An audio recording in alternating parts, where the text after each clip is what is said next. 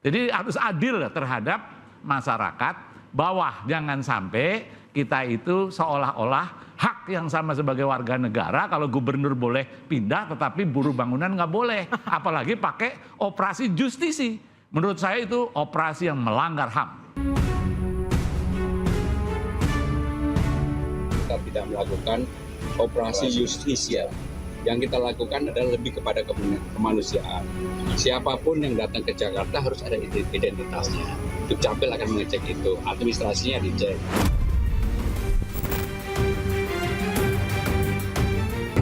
Siapapun yang diajak ikut bergabung ke Jakarta benar-benar menyiapkan diri. Jangan pindah Jakarta tapi tidak bisa lebih inovatif. Jangan sampai pindah Jakarta menjadi beban Jakarta, tapi menjadi solusi ekonomi kita semua. Siapa suruh datang Jakarta, siapa suruh datang Jakarta, sendiri suka sendiri rasa.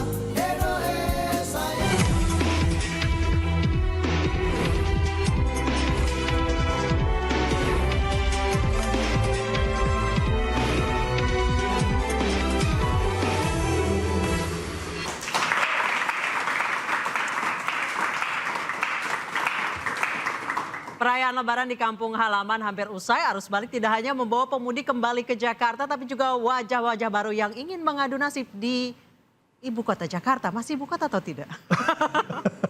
Mereka datang dengan berbagai alasan, mulai dari mengejar mimpi hingga mencapai peruntungan, dan fenomena pendatang pasca Lebaran ini terjadi setiap tahunnya. Lantas bagaimana kesiapan Jakarta menghadapi gelombang pendatang? Saya Anisha Dasuki. Dan saya Aryo Ardi. Pemirsa, inilah interupsi Siapa Suruh Datang Jakarta. Meskipun gelombang urbanisasi tahun ini semakin berkurang, sejak 2023 juga semakin berkurang dan tahun ini diprediksi hanya 10 sampai 15 ribu.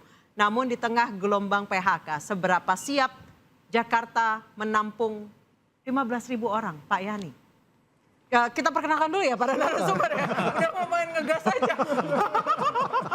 Karena mau habis liburan soalnya. Masih suasana liburan sebenarnya. Iya. Sudah ada 4 narasumber, sebelah kanan saya ada Ciko Hakim, staf sus Gubernur Jakarta. Waalaikumsalam warahmatullahi wabarakatuh. Salam. Sebelahnya ada Pak Ahmad Yani, anggota DPR DKI. Dan di sebelah kiri saya ada Kang Yayat Supriyatna, ahli tata kota. Selamat malam, Kang Yayan. Selamat malam. Dan Mas Imam Prasojo, sosiolog dari UI. Selamat malam, Mas Imam. Selamat malam. Dan para mahasiswa ada 5 perguruan tinggi ini malam hari ini. Ada Gunadarma, ada STEBI, ada UNJ, ada dari STAN juga STAN juga ada. Luar biasa, nggak libur. Luar biasa.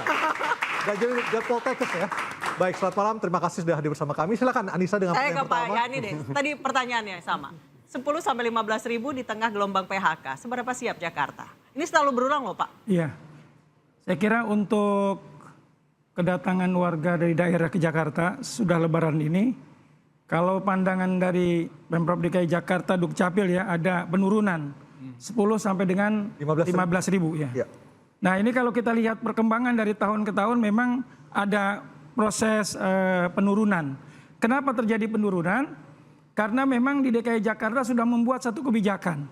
Jadi dari Dukcapil sudah menyiapkan satu aturan, di mana aturan itu yang memang perlu disampaikan kepada warga masyarakat.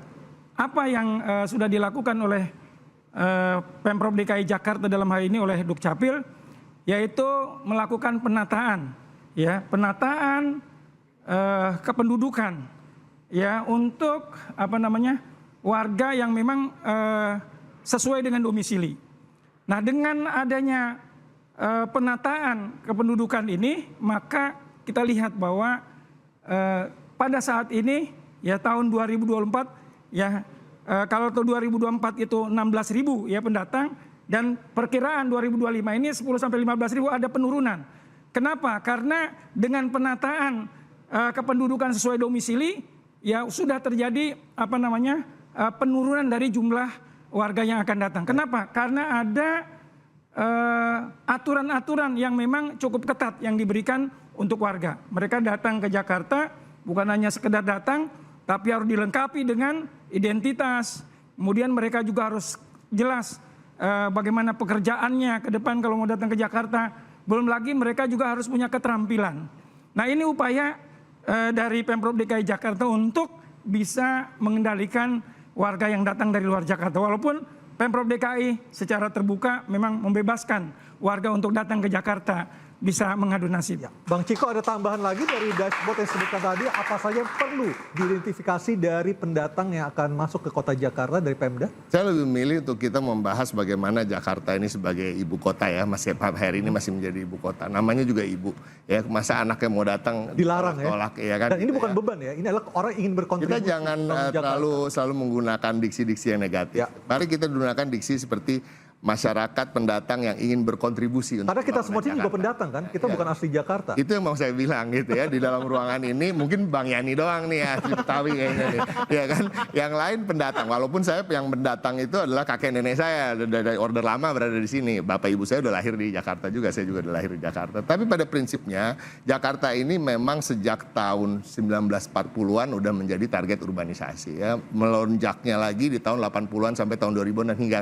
sekarang ini. Jadi bukan suatu hal yang baru, bukan suatu hal yang patut untuk dibicarakan terus-menerus gitu ya terkait dengan wah apakah habis lebaran ini akan melonjak dan lain-lain, tapi kan semuanya nanti mungkin akan lebih dijelaskan oleh Mas Imam sebagai sosiolog ya, akan menemukan equilibrium sendiri gitu ya. Artinya ada lonjakan, apakah akan ada ketersediaan lapangan kerja? Saya rasa ada kok. Kalau kita lihat di Jakarta, kita lihat kalau jalan-jalan pengembang itu membangun kok perumahan-perumahan ya kan. Pemprov sendiri juga akan membangun banyak TOD, Transit Oriented Development, artinya di bidang konstruksi, di bidang jasa juga akan banyak tersedia lapangan kerja. Jadi nggak usah takut, artinya ada yang datang, ada juga yang balik. Ada juga yang pulang mudik untuk ketika di hari tua berpikir untuk kembali ke daerahnya Bang Ciko, masing-masing. jadi tidak perlu unskilled, yang penting rajin bekerja. Enggak dong, enggak. Saya tidak bilang unskilled, harus punya keahlian tertentu yang disesuaikan dengan apa yang tersedia di Jakarta. Itu yang kita harapkan. Nah, tapi kan ini semua hanya bisa kita minimalisir hal-hal yang ada ekses negatifnya. Nggak bisa ditiadakan sama sekali, ya kan? Terkait dengan pendataan misalnya. Apakah bisa 100% akurat? Ya nggak juga. Tapi kan kita harapkan dengan apa yang menjadi keseriusan dari Mas Pram dan Bang Dul di era pemerintahannya di Provinsi Jakarta ini, pendataan menjadi hal yang sangat penting. Ya, pendataan itu menjadi bahkan bagian dari visi misi itu sendiri. Bagaimana data itu tidak boleh salah, tidak boleh tidak tepat sasaran. Karena apa? Terkait datangnya warga pendatang ini kan juga terkait dengan bagaimana Jakarta ini bukan hanya banyak kesempatan atau opportunities, tapi juga banyak bansosnya. Berbeda dengan daerah-daerah lain. Tapi itu syaratnya adalah harus 10 jangan tahun sampai tinggal di yang baru Jakarta. datang dapat bansos, yang udah puluhan tahun di sini nggak dapat bansos. Betul ya Bang Eni ya? Dan syaratnya 10 tahun inilah. harus tinggal di Jakarta kan, Bang? Itu yang akan kita regulasikan ke depan. Nah, jadi semoga kita semua juga bisa menerima bahwa Jakarta memang tempatnya orang mengadu nasib, tempatnya orang untuk memperbaiki nasibnya. Tapi juga teman-teman saudara-saudara kita yang datang harus berpikir juga 100 kali, mungkin 1, 2, 3 kali berpikir, jangan sampai datang ke sini malah nasibnya lebih buruk daripada ketika mereka berada di daerah asal. Yang saya heran 15.000 orang datang ke Jakarta, tapi tiap tahun ART itu masih jadi drama loh. Nyari ART itu masih drama. Saya ke Pak Imam. Saya ke Pak Imam. Pak Imam, yang keberhasilan mengurangi urbanisasi atau sekarang larinya justru ke kota satelit?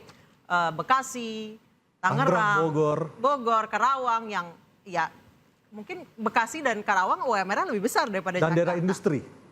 Ya, jadi pertama ya sebelum ngomongin itu, pendatang itu siapa sih? Kalau kita mau hambat, mulai dari presiden, wakil presiden, sampai pekerja-pekerja.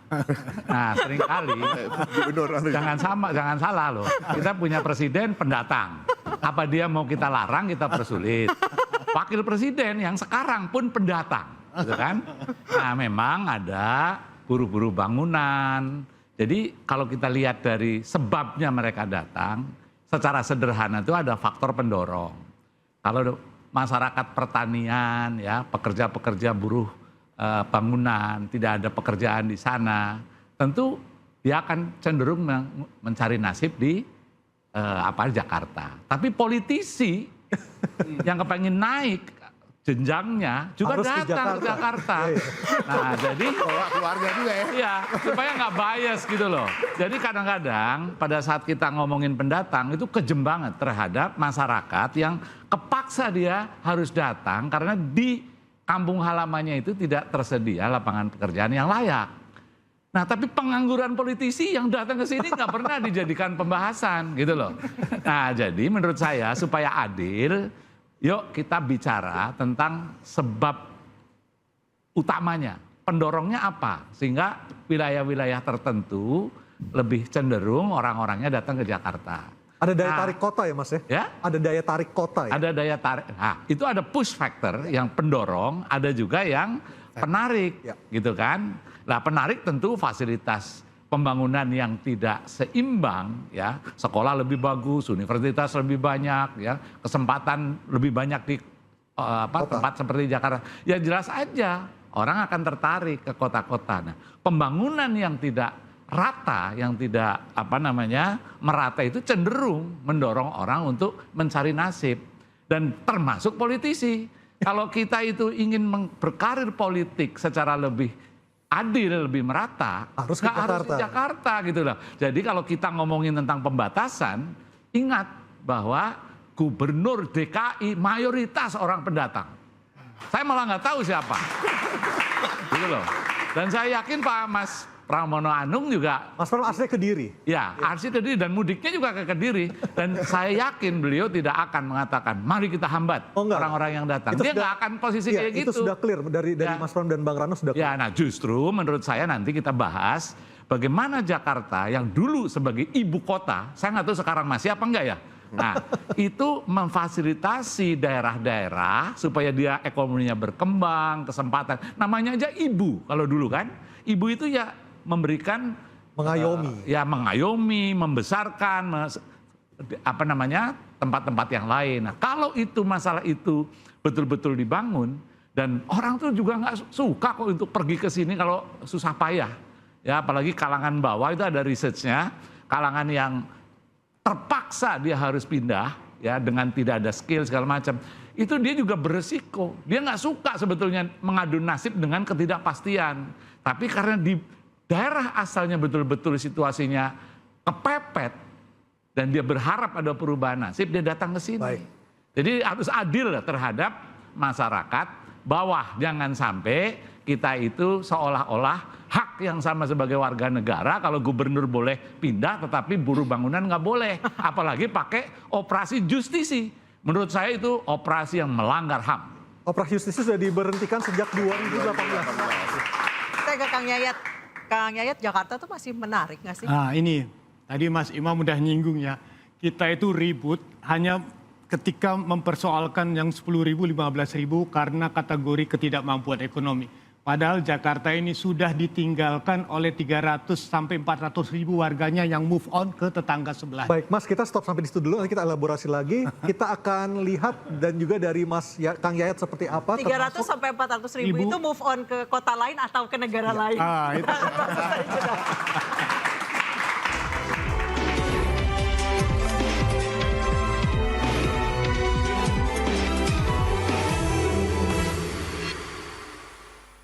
Kalau kelas menengahnya move on ke pinggir, bagaimana dengan potensi pasar yang di Jakarta?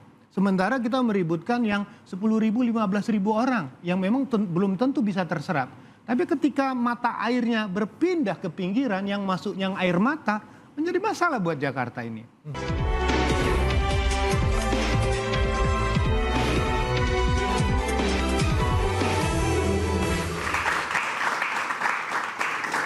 Kang Yayat punya data banyak orang yang tinggal di pusat kota Jakarta justru memilih sekarang tinggal di pinggiran kota atau di kota satelit. Seperti apa, Kang? Ya, itu fenomena. Lihat data BPS, bagaimana penduduk Jakarta Pusat makin lama makin turun. Setiap tahun ya? Setiap tahun. Nah, pertanyaan siapa yang berpindah? Kelas menengah. Kita lihat misalnya contoh, Menteng masih seperti dulu nggak? Kawasan-kawasan elitnya, perumahan-perumahan elit. Dan bisa dilihat faktanya, mall-mallnya masih hidup atau tidak. Hampir sebagian tutup. Karena pajaknya juga mahal sekali kan? Mahalnya pajak. Artinya kelas menengah itu melihat bahwa lingkungannya sudah tidak sesuai ekspektasi mereka. Selain Jakarta Pusat, Jakarta Barat. Jakarta Barat fenomena menarik itu ketika ada dulu 98. Ketika ketidaknyamanan. Soal keamanan ya? Keamanan. Mereka move on ke wilayah Jakarta. Nah, fenomena ini kan harusnya dibaca. Saya pernah diminta oleh satu pengembang misalnya ya. Ada penjualan rumah itu, dia bilang mengatakan satu unit rumah itu harganya 5 miliar. Sold out. Siapa yang bisa beli? Pasti orang dari kelas menengah Jakarta karena mereka membangun standar kualitas yang sangat tinggi. Nah, yang menjadi pertanyaan, kalau kelas menengahnya move on ke pinggir, bagaimana dengan potensi pasar yang di Jakarta? Sementara kita meributkan yang 10.000, 15.000 orang yang memang belum tentu bisa terserap. Tapi ketika mata airnya berpindah ke pinggiran yang masuk yang air mata, menjadi masalah buat Jakarta ini. Nah, kalau sekali lagi saya mengatakan makin tinggi kesejahteraannya, makin tinggi income-nya, dia menuntut standar tinggi. Makanya tidak salah kalau tiba-tiba ada kota baru ditetapkan jadi PSN dengan 2 kekuatan pendidikan dan kesehatan. Dia masang kan? Itu di Tangsel ya? Ya di Tangsel, pokoknya 3T ya, Tangerang Selatan, Semarang. Dan sekarang fenomena rumah-rumah premium itu makin banyak di pinggiran. Dan Kang, apakah kemudian kaum menengah itu harus ditarik lagi ke Jakarta atau biarkan saja? nah pertanyaannya, bagaimana cara menarik kaum menengah itu mau kembali ke atas? Udah kerja work from anywhere, work from home. Sementara di pinggiran itu mall makin bagus, properti perkantoran makin banyak. Pendidikan juga makin bagus. Makin bagus. Jadi pertanyaannya, Jakarta rame di tengah, tapi kelas menengahnya sudah pindah ke pinggir. Nah pertanyaannya apa yang mau ditarik kalau misalnya persoalan identitas. Makanya pertanyaan Pak Gubernur menarik. Boleh datang ke Jakarta asal identitas jelas. Pertanyaannya, yang menengah ke atas pindah ke pinggiran, identitasnya masih Jakarta atau pinggiran? Jakarta. Nah itu tadi, karena apa tadi Mas Imam mengatakan plat nomor, izin usaha, semuanya paling enak pakai KTP Jakarta. Nah kedua yang menjadi catatan kita, yang menjadi fenomena besar ketika mereka yang masuk, dan ini kita perlu standarisasi. Mas Imam tadi sudah menyinggung persoalan bagaimana di Cina mengatur standar kependudukan. Di kota itu perlu standar.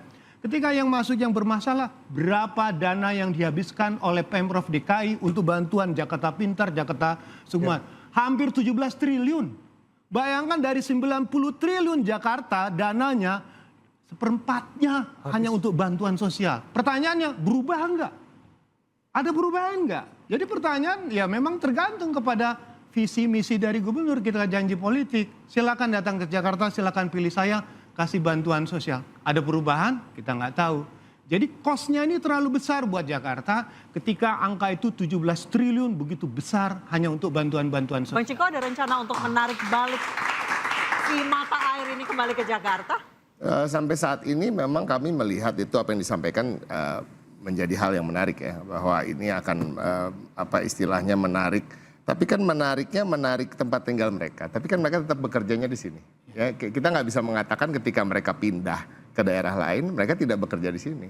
Ya kan, mereka semuanya bekerja di sini. Jadi masih ada ruang-ruang di mana memang diisi oleh kaum menengah ke atas tadi yang bekerja tetap di Jakarta. Karena tempat pekerjaannya memang berada di sini. Dan bagi kami ini saya sampaikan bahwa kenapa KTP-nya masih Jakarta juga cukup menguntungkan bagi kami. Kenapa? Karena artinya bayar pajaknya Masuk ke Jakarta. Nah, iya kan gitu ya. Nah ini buah si malakama juga. Ini hal-hal yang perlu dibicarakan lebih lanjut gitu. Nah tapi kembali lagi terkait dengan masuknya masyarakat tadi kelas menengah yang lebih ke bawah tadi, tentunya banyak sekali jenis-jenis pekerjaan yang tersedia di Jakarta. Kita tidak bisa mengatakan tidak ada pembangunan di Jakarta sama sekali. Saya tadi mengatakan Pemprov sendiri akan membangun banyak transit oriented development, banyak gedung-gedung pencakar langit, banyak gedung-gedung untuk rusun di mana akan dibangun dekat stasiun, terminal dan lain-lain.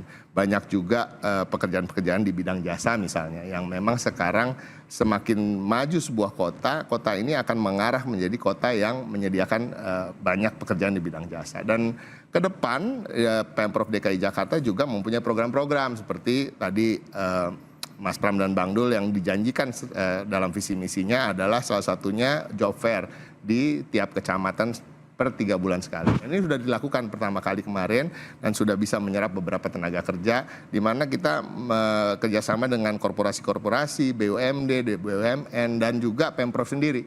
Nah banyak juga pekerjaan-pekerjaan di Pemprov misalnya yang diturunkan persyaratannya. Kita bicara soal pasukan Dipermudah, orangnya gitu ya, yang tadinya Tanpa harus usia, tanpa SMA, batas usia ya? ya, dan batas usia juga dihapus. Nah, tadinya harus SMA, tapi kalau dipikir-pikir masa nyapu aja harus lulus SMA sih, ya kan? Seharusnya baca tulis aja cukup sehingga lulusannya menjadi lulus SD aja. Jadi banyak sekali juga tadi 10.000 dan 15.000 rasa-rasanya kalau memang cuma segitu insya Allah bisa diserap. Tapi itu menarik apa yang menjadi masukan dari Kang Yayat tadi, suatu hal yang baru bagi kami.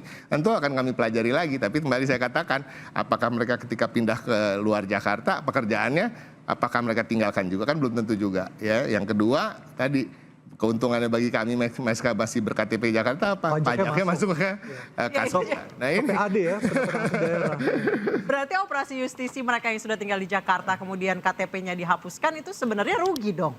Gimana? Kan sempat kemarin mereka yang sudah tidak tinggal di Jakarta lagi, KTP-nya diblok nih, nggak boleh lagi pakai KTP Jakarta, sebenarnya rugi dong. Tapi kan harus dilihat juga apakah betul mereka masih bekerja di sini apa enggak. Ya kan itu kan masih bisa di-trace juga. Nah terkait dengan pendatang saya ingin tambahkan nih ya sebelum nanti kita melompat kemana-mana lagi. Jadi pendataan itu akan dibuat sedemikian rupa dengan beberapa hal yang akan tercakup dalam dashboardnya. Saya kalau boleh saya bacakan. Jadi pertama nanti akan didata jenis kelamin. Yang kedua presentasi pendidikan SLTA ke atas dan SLTA ke bawah. Yang ketiga, presentasi asumsi penghasilan berdasarkan jenis pekerjaan. 4, rasio jenis kelamin. 5, presentasi tujuan ke RW yang mana. Yang keenam, usia anak, usia produktif, usia lansia. Ada beberapa. Nah, yang ketujuh kemudian piramida penduduk. 8, kota, kabupaten, kecamatan, kelurahan tujuan kedatangan di Jakarta. Yang ke-9, top 10 kota, kabupaten, asal kedatangan. Yang 10 pendidikan pendatang dan yang 11 top 10 pekerjaan pendatang. Nah hal-hal ini juga akan kami data ke depannya dan akan insya Allah datanya sesahih mungkin ya. Walaupun tentu akan ada tetap miss, kong kali kong di bawah lah, RT RW-nya juga ya kan bawa keluarganya, bilangnya Titip kakak juga bisa ya? titip kakak. Tapi ini sekarang akan kita perbaiki dan seperti saya katakan tadi tidak bisa juga 100% kita harapkan betul-betul sahih datanya. Tapi minimal 90% udah cukup lah dibandingkan dengan sebelum-sebelumnya mungkin pendataannya agak kacau. Jadi ini bisa bagaimana mengalokasikan mereka, kira-kira pekerjaan apa yang cocok, kira-kira pelatihan apa yang cocok dilakukan di daerah-daerah. Pak Yani dananya gede nih kayaknya nih. Bagaimana? Untuk kayak gini nih pendataan, pelatihan nih dananya gede nih kayaknya. Ya, saya kira untuk bagaimana mengurangi tingkat pengangguran tadi ya, maka kewajiban pemerintah Provinsi DKI Jakarta harus melakukan balai pelatihan kerja buat warga masyarakat. Nah tentunya kegiatan-kegiatan yang dilakukan ya memerlukan biaya ya, memerlukan biaya. Nah harapan kita pada saat memang ada satu pembiayaan maka ada outputnya, hasilnya. Tapi bukan hanya sekedar mereka ikut di balai pelatihan kerja, tapi ada tindak lanjutnya. Selama ini ya catatan kami banyak orang diberikan latihan kerja, tetapi setelah itu masih belum mendapatkan pekerjaan. Makanya Pemprov DKI kita harapkan bagaimana menggandeng pihak swasta untuk bagaimana menyiapkan lapangan-lapangan kerja buat orang-orang ya masyarakat warga yang memang sudah ikut dalam balai latihan kerja. Nah di sisi lain ya kalau yang ingin mengembangkan usaha ya memang udah ada kegiatan-kegiatan pelatihan UMKM ya dengan berbagai kegiatannya. Nah bagaimana mereka itu diberikan pendampingan. Nah selain pendampingan dan mereka diberikan modal usaha untuk bisa mengembangkan usaha. Artinya DPRD atau lembaga legislatif kita sudah menyetujui berapapun anggaran yang dibutuhkan Pemprov untuk melakukan pelatihan bagi mereka. Ya saya kira semua ya dari postur anggaran kita sudah ada proporsinya ya, porsi-porsinya. Tentunya untuk meningkatkan, menggiatkan ya dalam upaya membuka lapangan kerja. Bagaimana menciptakan ke depan kan tujuannya dari hasil kerja ini kan bagaimana sejahtera ya. Kita akan berikan kegiatan-kegiatan itu selama memang betul-betul kegiatan itu betul-betul efektif Pak Yani, ya dijalankan untuk masyarakat. Tidak adil juga bagi mereka yang baru-baru ini kehilangan pekerjaan di Jakarta.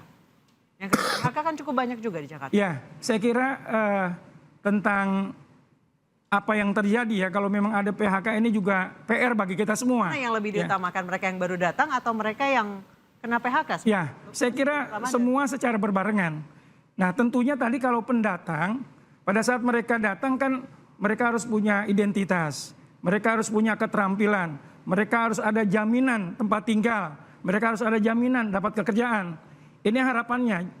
Kita inginkan warga yang dari luar Jakarta, kalau memang tidak punya keterampilan, nggak ada yang jamin untuk tempat tinggal ya, maka saya kira ya mereka itu bagaimana bisa terus mengembangkan di daerah masing-masing. Sebab apa? Sebab kalau datang ke Jakarta ini akan jadi persoalan-persoalan sosial bagi kita. Oke, nah masalahnya akan dijawab oleh Mas Imam Prasojo nanti setelah pariwara. Kita akan segera break dulu, interupsi segera kembali.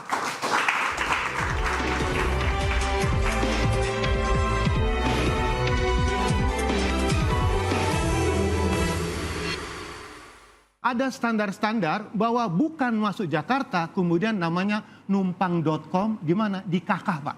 Satu KK 30 orang. 30 orang. Itu yang tiba-tiba mendapatkan fasilitas.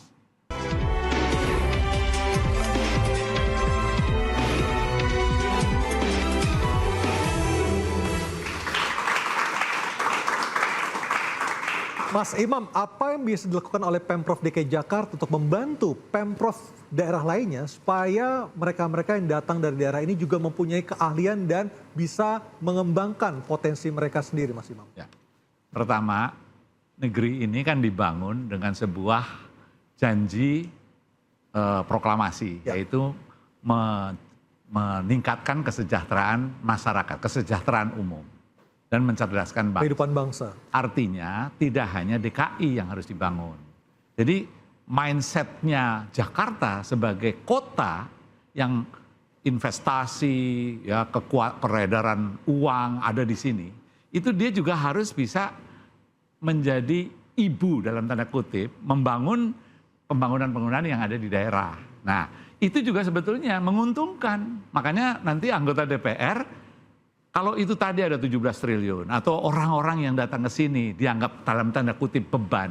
Sebetulnya mereka ya yang terutama kalangan yang paling bawah, dia ke sini itu juga dengan segala resiko. Andainya ada dukungan dari pemerintah daerah, apalagi pemerintah Jakarta ikut menjadi fasilitator. Itu bentuknya transfer dana atau gimana, Mas Imam? Saya ngelihat program. Oh, program. Contoh aja lah dengan sekarang ini, kan ada makanan bergizi MBG. gratis ya.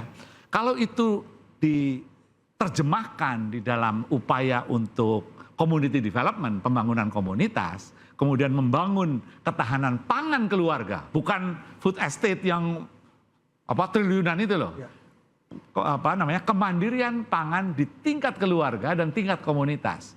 Orang nanti bekerja di situ. Yang penting dapur ngebul. Tanpa perlu datang ke Jakarta. Tanpa perlu datang, tapi semua program itu difasilitasi. Jadi Jakarta menjadi sister city. Berarti harus ada keikhlasan memberikan sebagian dari APBD itu ke daerah. Bukan hanya sekedar ikhlas, ini tanggung jawab moral, apalagi dulu ya sebagai ibu kota. Itu kan harus mendorong pengembangan kota-kota lain sehingga tidak timpang. Kalau selagi masih timpang, ya pasti orang akan datang ke sini. Nah, itu kan menyangkut otak. Nah, kalau otak kita nggak sampai ke situ, ya paling cuma ngusur-ngusur orang. Ya yang silakannya kan yang diusir yang bawah terus, padahal dia ini orang yang paling menderita. Ya, kenapa nggak ngusir sekalian juga orang yang di atas? Yang datang politisi sini, nganggur tadi ya? Yang politikus nganggur itu harusnya juga Nah, tapi kan kita intinya adalah bagaimana Jakarta dengan program-programnya berkeadilan dan ikut mendorong kesejahteraan umum. Nah, itu yang menurut saya harusnya dilakukan. Oke. Saya ke Pak Yani. Pak Yani, ada nggak keikhlasan? Pasti setuju Pak Yani, pasti setuju. Ada nggak keikhlasan untuk membagi APBD-nya buat daerah-daerah lain, terutama pemasok kaum urban? Iya. Jadi sebenarnya kalau kita ingin di Jakarta ya, di Jakarta tadi pendatang itu berkurang ya, saya kembali itu dulu. Maka harapan kita bahwa pemerintah pusat itu memberikan perhatian, memberikan pemerataan dalam pembangunan ya di seluruh daerah. Kalau di daerah di luar Jakarta misalnya masing-masing berkembang ya peningkatan perekonomian, maka mereka nggak perlu datang ke Jakarta sebenarnya. Mereka nggak perlu datang ke Jakarta, tetapi udah bisa merasakan ada harapan kehidupan yang lebih baik di daerahnya. Nah, kalau di sisi lain, untuk wilayah daerah penyangga misalnya, ya kita kan ada Jabodetabek ya. Nah, ini kan sebenarnya selama ini dari Pemprov DKI juga sudah memberikan beberapa hibah ke wilayah-wilayah itu. Nah harapannya ya kalau ke depan kalau ada tadi undang-undang. Bukan satelit Pak Yadi, lebih ke daerah-daerah pemasok kaum urban. Iya, sebenarnya kan pemasok kaum urban kan kalau kita lihat ya, ini kan tetangga juga, Depok, Bogor, Tangerang, Tangsel ya, kemudian Bekasi, Kota Bekasi. Sebenarnya wilayah itu paling walaupun ada juga ada dari Tegal, dari Brebes gitu ya, dari Pemalang. Nah tetapi yang paling utama mungkin yang bertetangga dulu ya, yang bertetangga, penyangga. Kita harapkan juga bahwa untuk di wilayah penyangga itu di sana memang nanti ada pusat-pusat ekonomi baru. Yang memang kalau di sana hidup pusat-pusat ekonomi baru, warga tidak lagi ke Jakarta. Oke. Ya. Nah, saya kira ini juga jadi perhatian nanti dari Pemprov DKI karena kita ada aglomerasi ya, ada bantuan-bantuan untuk itu. Satelit juga kayaknya udah penuh nih Kang Yayat. Gini, saya ingin memberikan masukan juga mengkritisi sedikit Pak terkait tentang kebijakan rekrutmen pelatihan, khususnya BLK Pak. Oke. Kita tahu bahwa BLK itu biasanya sesudah melatih, tapi next-nya kita tidak tahu. Karena satu, mereka sudah dilatih tidak punya lapangan kerja, atau sudah dilatih tidak mau disalurkan. Saran saya satu, BLK DKI jangan kalah dengan LPK Pak. Yang sekarang merekrut tenaga kerja sendiri, melatih sendiri, mendidik sendiri, kemudian mengirimkan langsung. Ke luar negeri. Ke luar negeri atau kemana saja. Ini fenomena ini yang sebetulnya agak sedikit masalah ketika mereka yang ikut LPK itu dibebani dengan biaya-biaya yang harus mereka keluarkan. Kemudian mereka juga harus membayar kepada agen-agennya. Itu fenomena sudah terjadi di mana-mana ketika masyarakat tidak mendapatkan kepastian. Jadi kita coba memberikan catatan berapa anggaran yang dikeluarkan untuk balai latihan kerja tersebut. Outputnya sama outcome-nya sama atau tidak? LPK lebih praktis Pak. Itu yang menjadi catatan kita. Misalnya contoh, ada satu LPK kerjasama dengan satu perusahaan di Jepang mencari rekrutmen hampir 3.000 orang. Langsung terrekrut bagaimana prosesnya. Bahkan ada juga LPK yang pangsa pasar adalah kerja di kapal pesiar. Nah betul. Yang kedua gini Pak, pengangguran. Ternyata pengangguran terbesar di DKI ini adalah anak-anak STM, SMK. Dan catatan yang kami dapatkan ternyata SMK itu rata-rata SMK yang swasta. Kenapa? Peralatan mereka kalah dengan yang negeri. Jadi ketika lulusannya itu banyak, keterampilannya terbatas, kemudian pasar tidak mampu menyerap.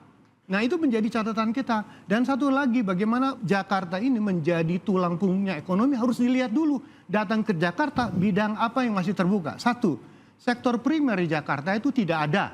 Apa itu? Tambang. Kemudian perkebunan, apa saja udah nggak ada. Sekarang sekundernya manufacture Pak. Manufacture sekarang drop Pak.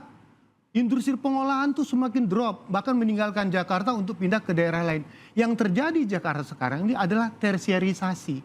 Apa yang besar itu? Retail besar dan kecil. Yang online-online itu sama tuh. Reparasi sepeda motor yang hampir 18 juta. Otomatis apa? Kalau pasarnya seperti itu, gajinya cuma UMR semua, bahkan di bawah.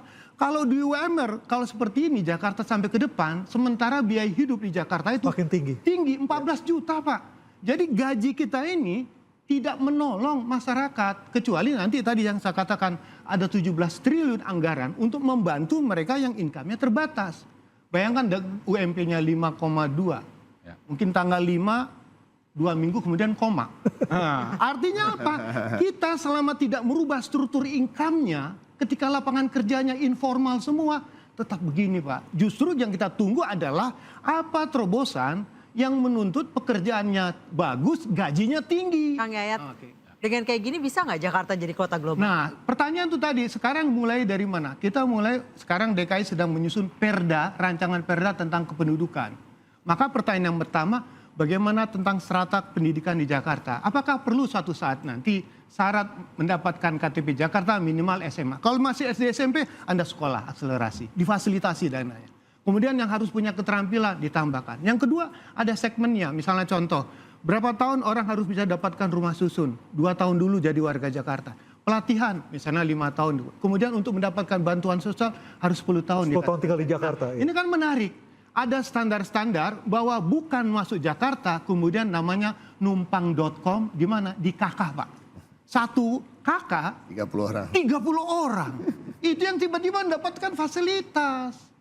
Itu menjadi persoalan. Jadi administrasi kependudukan betul kata Pak Gubernur. Tapi kata Pak Gubernur selanjutnya siap bersaing. Yang menuntut bersaing itu adalah korporasi yang memang kalau merekrut Anda tidak, Anda kalah, Anda tidak bakal.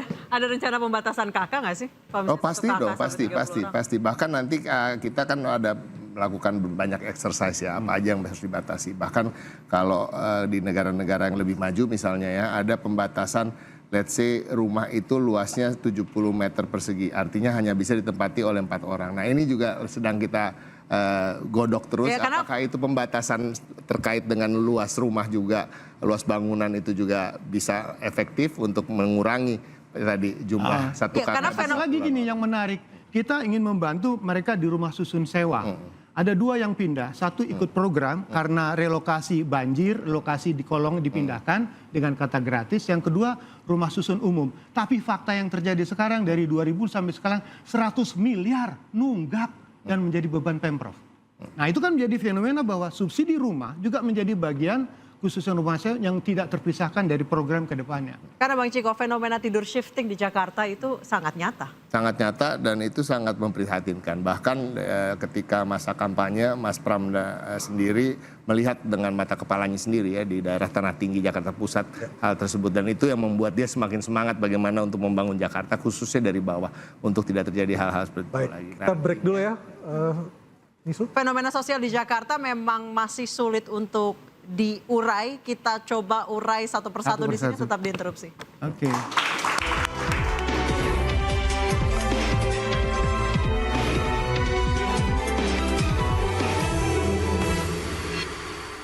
Tapi Jakarta bisa menjadi katalisator bagi tumbuhnya, terutama ya kalau seluruh Indonesia itu agak berat Pak. Iya. Tapi daerah wilayah pengirim utama.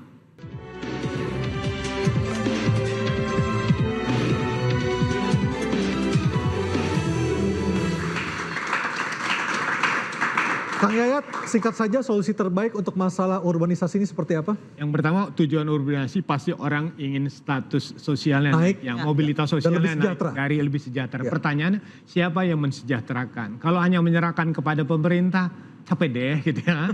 Maka peran korporasi, badan usaha, komunitas itu penting untuk dilibatkan. Kedua yang paling penting adalah apakah Jakarta pernah nggak peta tentang kebutuhan tenaga kerjanya? Kalau misalnya pemerintah untuk ASN bisa mengumumkan nih berapa yang diterima, berapa yang disetting, tapi tidak pernah ada data lengkap berapa sektor perumahan butuh tenaga kerja, sektor UMKM butuh berapa kerja. Nah ketika itu ada, itu kan menarik.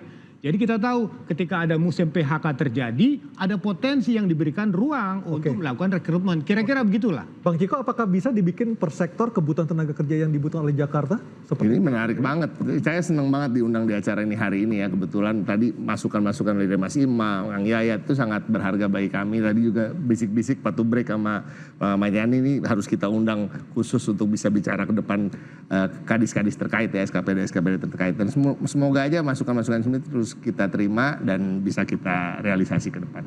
Terkait dengan pekerjaan. Baik, saya ke Pak Yani. Pak Yani tadi soal membagi rata kue itu supaya Jakarta bisa matiin masalahnya di baranya, bukan cuma rambatan apinya untuk daerah-daerah pengirim kaum urban. Ada rencana ke situ mungkin? Iya, tadi kan saya katakan bahwa peran pemerintah pusat ini penting ya. Bagaimana melakukan pembangunan ya secara merata di daerah-daerah lain. Kalau di daerah-daerah lain itu berjalan, makanya kita kalau itu berjalan kita berikan apresiasi. Artinya beban Jakarta sudah semakin berkurang. Buktinya apa? Maka dari tahun ke tahun sebenarnya kita lihat pada tahun ini, tahun 2024 16.000 yang datang.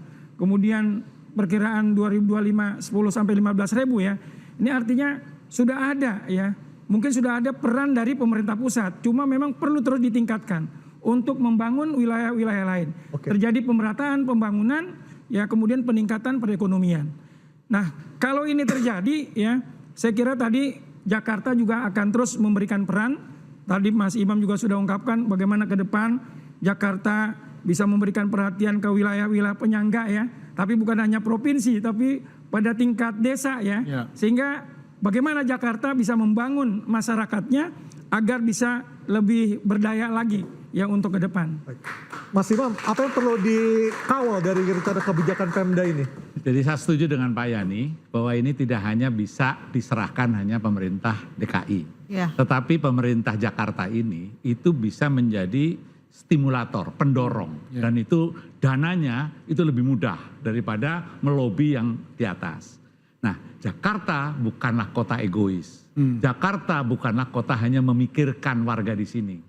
Tapi Jakarta bisa menjadi katalisator bagi tumbuhnya, terutama ya, kalau seluruh Indonesia itu agak berat Pak. Tapi daerah wilayah pengirim utama ya, itu bisa dipetakan ya, apakah itu dari Jawa Barat, Jawa Tengah, Jawa Timur, di mana lokasi-lokasi yang menjadi pengirim. Lah nanti Jakarta dengan dananya yang ada ini bisa menstimulasi tumbuhnya pusat-pusat pelatihan di tingkat komunitas. Apakah itu peternakan, pertanian, perikanan, kerajinan.